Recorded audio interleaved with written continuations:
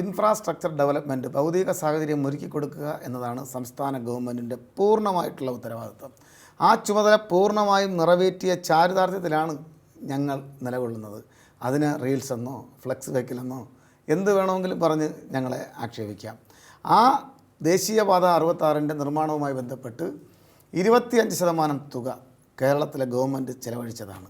അത് എല്ലാ സൗകര്യവും ഒരുക്കി കൊടുത്തതാണ്. അത് ജലസേചനമുണ്ട്, അതിനകത്ത് വനം വകുപ്പുമായി ബന്ധപ്പെട്ട കാര്യങ്ങളുണ്ട്, അങ്ങനെയുള്ള മുഴുവൻ കാര്യങ്ങളും ചെയ്തു കൊടുത്തു. അതിൻ്റെ നിർമ്മാണ ചുമതല കേന്ദ്ര ഗവൺമെൻറ്റിൽ നിക്ഷിപ്തമാണ്, ദേശീയപാത അതോറിറ്റിയിൽ നിക്ഷിപ്തമാണ്.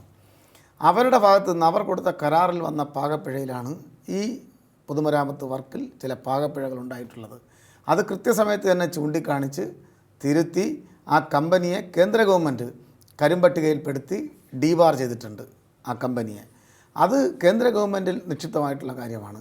കേന്ദ്ര ഗവൺമെൻറ്റിൽ നിക്ഷിപ്തമായിട്ടുള്ള കാര്യത്തെ സംസ്ഥാന ഗവൺമെൻറ്റിൻ്റെ ചുമലിൽ വെച്ചുകൊണ്ട് അതിൻ്റെ പാപഭാരം മുഴുവനും സംസ്ഥാന ഗവൺമെൻറ്റിൻ്റെ ചുമലിൽ അടിച്ചേൽപ്പിക്കാൻ കേരളത്തിൽ വലിയ ഗൂഢാലോചന നടന്നു. ആ ഗൂഢാലോചനയുടെ ഭാഗമായി കേരളത്തിലെ പ്രതിപക്ഷത്തിൻ്റെ നേതാവ് ഒക്കെ മുൻപന്തിയിലുണ്ടായിരുന്നത് അങ്ങേയറ്റം നിരാശാജനകമായിട്ടുള്ള ഒരു പ്രവർത്തനമായിപ്പോയി.